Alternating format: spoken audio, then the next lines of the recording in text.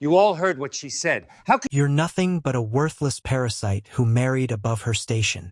The words sliced through the elegant dining room of the Riverside Country Club like a blade through silk, but it was what came next that would haunt everyone present for the rest of their lives.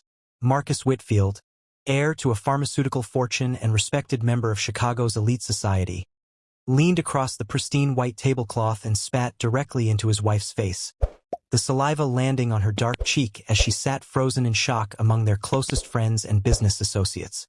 The crystal glasses stopped clinking. The gentle murmur of conversation died instantly. Even the soft jazz music from the corner seemed to fade as 30 of the city's most influential people watched in horrified silence as Zara Whitfield, brilliant, composed, dignified Zara, slowly reached for her napkin with trembling hands, her dark eyes never leaving her husband's face as she wiped away his contempt along with what remained of her public dignity. "That's what you deserve," Marcus continued, his voice carrying across the stunned room with the casual cruelty of someone who had never faced consequences for his actions. "A ghetto rat who thinks she belongs at the table with real people. Look around, Zara. Look at these faces. They all know what I know. You're an embarrassment to the Whitfield name, and everyone here is wondering why I haven't divorced you already." The silence that followed was deafening, broken only by the soft clink of silverware as guests shifted uncomfortably in their seats, their eyes darting between the spectacle unfolding before them and their own plates, desperate to be anywhere else but witnessing this moment of pure, calculated humiliation.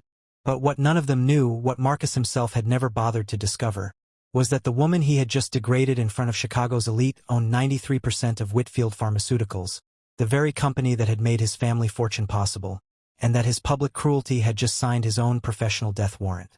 Zara Whitfield sat perfectly still, her spine straight despite the weight of 30 pairs of eyes boring into her, her hands folded in her lap as she processed not just the physical assault, but the deeper betrayal of being reduced to nothing more than a racial stereotype in front of people she had considered friends. The woman who had graduated summa cum laude from Harvard Business School, who had built a biotech empire from her dorm room, who had quietly saved Marcus's family company from bankruptcy 3 years ago, was being dismissed as worthless by a man who had never earned a single dollar of his own wealth.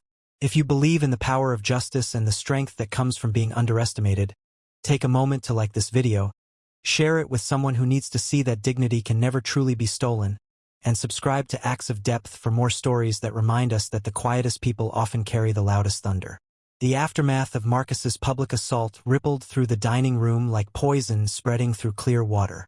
Zara remained seated,